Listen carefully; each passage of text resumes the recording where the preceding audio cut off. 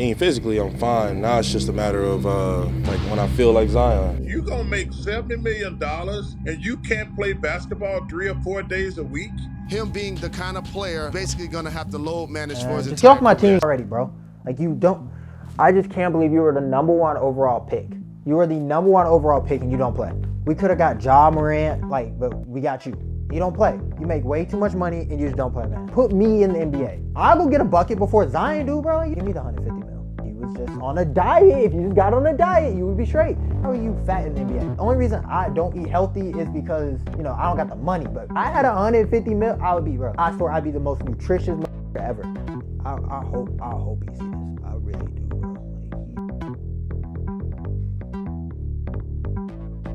Is Zion not playing because he is actually hurt, or is he just being a little bitch today and not wanting to play? Hashtag NBA Twitter. This is how a lot of fans feel about the current state of the NBA. Players seem to randomly take days off for no reason at all. And as fans, it hurts. Growing up, I always wanted to live in a city that had a basketball team in it. I specifically wanted to live in a city where I could see my favorite player, LeBron James. So I chose Phoenix. There, they matched up against the Lakers at least 4 times a year, and 2 of those games would be in Phoenix. So my thought process I would attend every Laker versus Phoenix Suns game. But in the 2 years that I've lived here, I've yet to see LeBron James play a game here in Phoenix. In fact, it's gotten so bad that I don't even look at the tickets when LeBron is in town.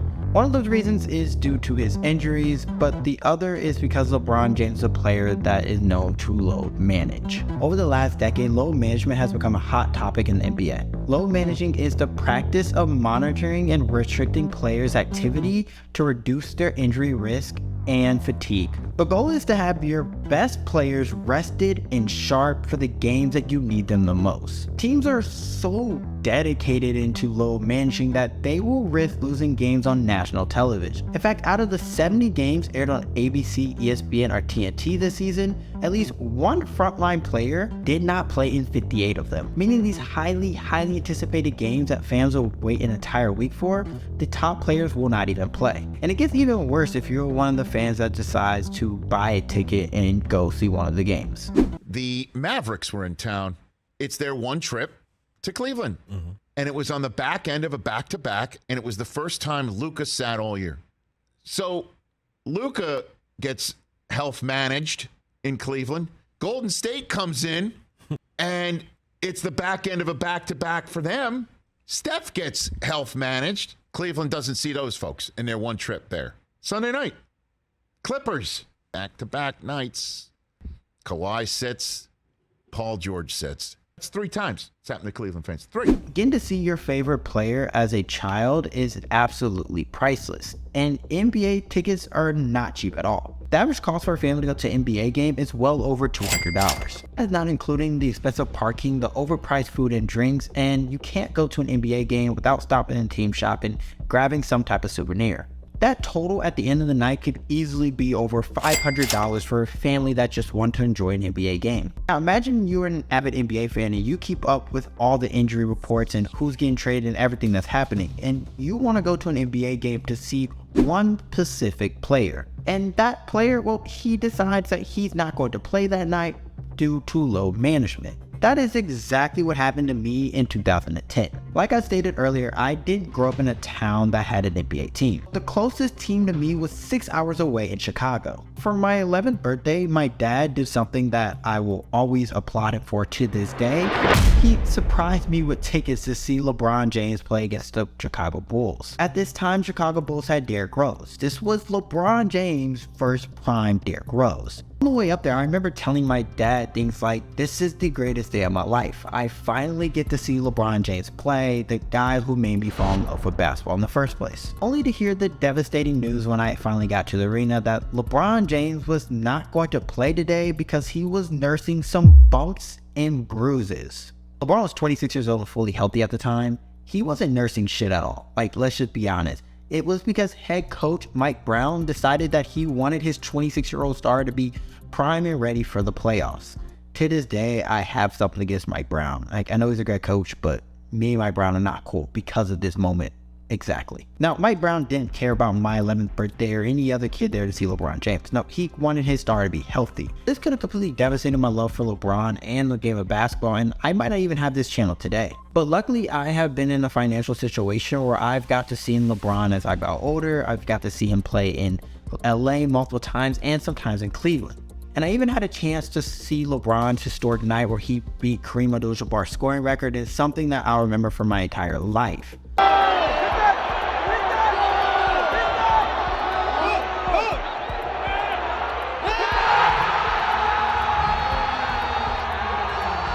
But not everyone has that opportunity. For some kids, that one game that LeBron did play in 2010 might have been the one chance they got to see LeBron James their entire life. And he or his coach decides that he's not going to play to nurse some bumps and bruises. It fucking sucks, man. And it's honestly something I wouldn't wish on my worst enemy. And I'm not exaggerating here. It literally almost ruined my birthday completely. If I was born a little later in my life, well, maybe I would have been a Zion Williamson fan. Since Zion Williamson has came into the NBA, he has been the poster boy for load management. Due to his frame and play style, NBA GMs have been afraid that Zion Williamson would be injury prone ever since he stepped foot out of Duke. In his rookie year, he only played in 24 games due to a left knee injury. In his third year, he missed the entire year due to a broken right foot. And in his previous season, he only played in 29 games. Are you starting to see the trend here? Zion doesn't play much. And if you are a die-hard Zion Williamson fan, well, you have a 30% chance of seeing him play in person. Most of the time, Zion Williamson is dealing with some injury or is just simply resting to prevent injury. And for us fans, that's something we will never understand. I mean, if I decide to tell my job I'm only going to show up 30% of the time, well, I'm going to get fired. But a guy who makes $1 million to put a basketball into the hoop can decide if he doesn't want to play tonight, and he is perfectly fine. Yeah, let me go call my boss right now and tell him that I will not be coming to work tomorrow because I want to prevent myself from getting sick. 150 mil just to sit at home, bro. I swear to you, Pelicans, I give you 15-10. Just give me a mil. Just give me. I don't need 150 mil. I'm not greedy like Zion. Just give me a mil. And I'm in shape. I'm not overweight, bro. Like, I get he hurt, but I don't know, man. There has to be something more to this. Let me go do some research. Adam Silver and the NBA are currently playing with fire. The fact is, fans are not going to put up with load management much longer. And I'm telling you, don't take the fans for granted. If they turn on you, you're in trouble. Don't kid yourself. Everybody thinks, Chris, oh no, they're not going anywhere. You know, this is NBA basketball. It'll be around, but it might not be the same level if you keep doing what you're doing. You cannot expect a fan to spend their hard-earned money or watch these games if they are not going to get a good product on the court. Fans can't imagine why a guy like Zion Williamson, who is young, is simply choosing not to play basketball. Well, that's because he doesn't. Load management was not something created by the players. No, this was something that was strategically planned out from coaches and staff.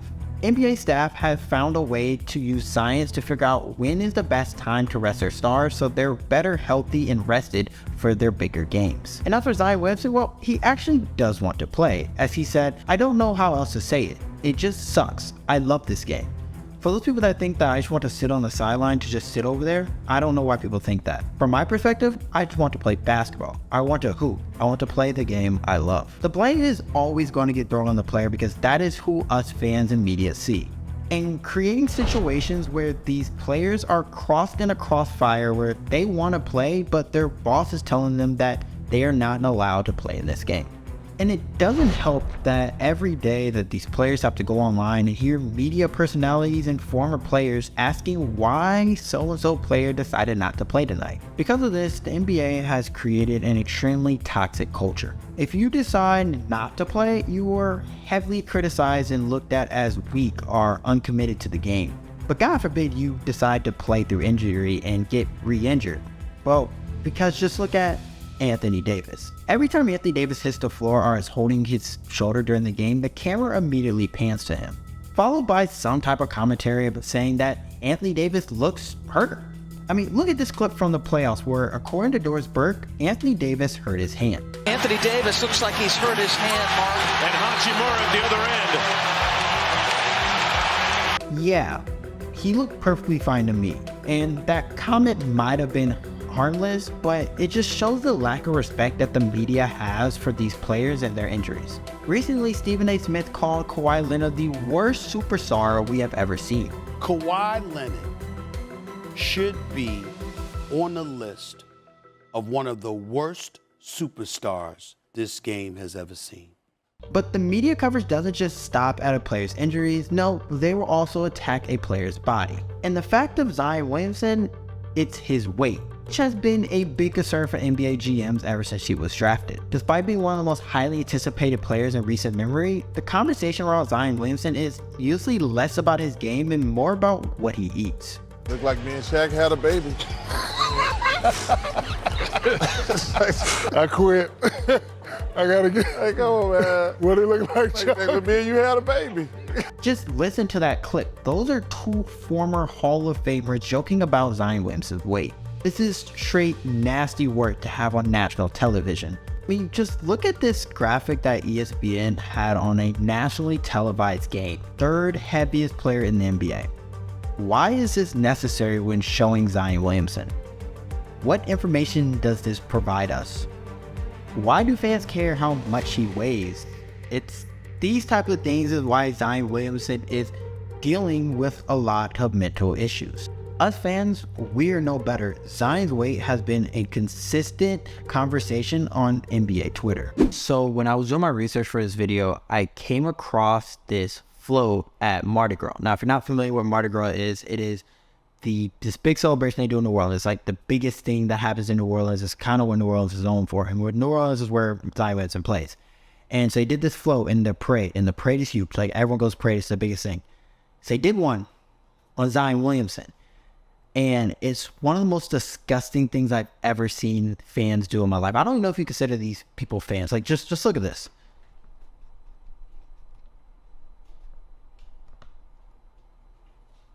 Like that's crazy. That is a ridiculous float. Hold on, I gotta tell you everything that's on the float. Hold on, let me switch up to the other camera. Okay, we're back over here. Now look at this photo. Not only do they show Zion Williamson looking overweight, I mean, first of all, his jersey says 1 ton. Then you also notice that he has a hot dog or some type of sandwich in his left hand, and in his right hand is a load full of cash which says Zion's contract, which is basically saying that he's freeloading. And he also says, I'm hungry. And then you notice that he's sitting down, which indicates that he's on the bench because he does not play much. And there's a cast on his right foot for his injury that he had. This is probably some of the most disrespectful and disgusting things I've ever seen an NBA fan do. And like I said, I don't even know if you consider these guys fans. Like, these people, this is disgusting. But honestly, this is just the life of Zion Williamson. No matter how much he wants to play basketball, his injuries have derailed him. Plus, the media and even his own fans, are the guys who make that poster, have made a mockery of his weight, leading him into one of the biggest unspoken issues that is currently plaguing the NBA: mental health problems. Mental health is a topic that has become more popular over recent years, but it seems to stop when it comes to professional athletes. They're millionaires who play basketball for a living at the end of the day. What mental health issues could they possibly have, right? That's what us fans tell ourselves every day. But as fans, we have to do better. When you're looking at load management, it's not always just about a player's physical health. No, sometimes there are mental health involved with it too. Take, for instance, WNBA star Liz Cambridge, who has came out and spoken about some of the days that she has missed in the WNBA that were labeled rest days were more like mental health days.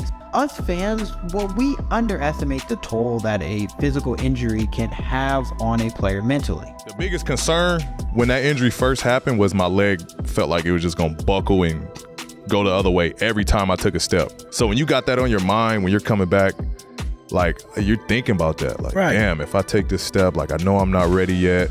I was going through the work. I was like, yeah, I look good doing shit, but like, I'm not doing it on the same level these guys doing it right now. You know what I mean? Right. Recovering from injury not only takes months of physical recovery, but months of mental work as well. Players are consistently telling themselves that they are going to recover from this injury while also trying to get trust back in their body. You bring up Zion. Yes. Trying to play coming off a hamstring injury, a serious hamstring injury. I've had to deal with it multiple times in my career. There's a weeks-long mental hurdle to come back and play. To be able to just do a simple closeout. What JJ Redick was describing is standard recovery for most injuries, but that is not accounting for times where there are setbacks in the recovery process. You can also add in the fact that there are more non-contact injuries than ever before. Players are left questioning if their bodies are going to give out on them at any moment. Going through recovery is hard, especially for players like Anthony Davis, who have came back from multiple recoveries every damn season. This is why we get players like Zion Williamson who end up sitting out of a playoff game. Zion has recently opened up about the mental struggles he had recovering from an injury back in 2021. At the time, Zion had a right foot injury, and during rehab, he had to endure some very grueling physical training. But nothing was compared to the mental struggles that he was having all along. Mentally, he was defeated after dealing with his second injury that year. He knew that going through rehab again only meant that he was going to spend more time from the game that he loves. I was in a dark place at times, and then just seeing how the world reacted, it took a lot out of me. It did a lot on my spirit. This is similar sentiments to what Kevin Love was going through when he was suicidal. The darkest moments come into play, and suicidal thoughts come into play, and you start planning it out, and what would be the route you would take, and that is those are really scary moments in my life. I wanted to escape this feeling, asked the team if he could do his rehab in Oregon. However, this move did not go unnoticed by the media, who portrayed Zion as being unloyal to his team and not wanting to be there. But that was the furthest thing from the truth. He simply wanted to relocate after having another setback in early December. Zion's spirit was crushed when he discovered that there was a regression in the healing of his foot. Zion's mindset was that in 2 weeks he would be back on the court and be better than ever before. But instead, he was only hit with more and more rehab and criticism from the media. The media absolutely blasted him, so much that it was affecting his family. To see it affecting my family, it weighed on me. These are the type of mental battles that Zion Williamson had to deal with since that moment, leading up to the year of 2023, where the New Orleans Pelicans had a playing game for their playoff life. Win or go home, their season was on the line. Zion, who was coming back from an injury, was cleared to play by the medical staff, but did not. Physically I'm fine. Now it's just a matter of when I feel like Zion. Knowing how important this game is to his team, Zion felt like he would have been better off suited on the sideline, saying that he might second guess his movements or hesitate. It's a little bit of a mental battle because I re-aggravated it back in February. It was tough. So when I make certain moves, there is this hesitation. Sometimes there's not, sometimes there is. And I understand the magnitude of these games coming up, and I don't want to be out there hesitating, doing something that may affect my team in a bad way. Which seems understandable in the right context, as the game for the Pelicans was huge. Because if he would have decided to play, well, the media would have crucified him if he would have came back too early and played terribly. It was really a lose-lose situation for Zion, which did not help with the mental battle he was struggling with. It was like, do I play and not feel like Zion and give you 40 to 50%? Or do I sit on the sideline and decide that I'm better off here? Us fans, we need to come to an agreement with ourselves and decide. Would we rather have players sit out until they're both mentally and physically ready? Or would we rather have them play every game no matter what, even if it means they're not going to give us what we came to see? And I understand, NBA tickets are not cheap. But at the end of the day, NBA players are normal people who play basketball for a living. When they come to the arena, they're essentially clocking in for work. So if they don't feel good mentally or physically, they don't want to go to work. I know you have stayed home from work because you have felt sick before, or you took some days off because you might have broken your foot or broken your hand. NBA players and athletes should be able to do the same thing. Former NBA player and GM Danny Ainge said it best. When you get here, you better be ready, mentally, emotionally, and physically, because otherwise it will eat you alive. Now, I know you guys noticed that I have a whole new setup. I recently moved, and I got this whole new setup. The reason I haven't uploaded in a while, so I hope you guys like it. I need to finish it off, so give me some ideas in the comments. Like, what should I put right here? Like, should I put like posters, like a LeBron poster maybe? I don't know. I don't know what I'm gonna put there. So I need some suggestions what I should do to fill out the back end, so you're not just staring at the wall. But yeah, if you like this video, make sure you leave a like, give a comment, and hit that subscribe button. All right, I'm out.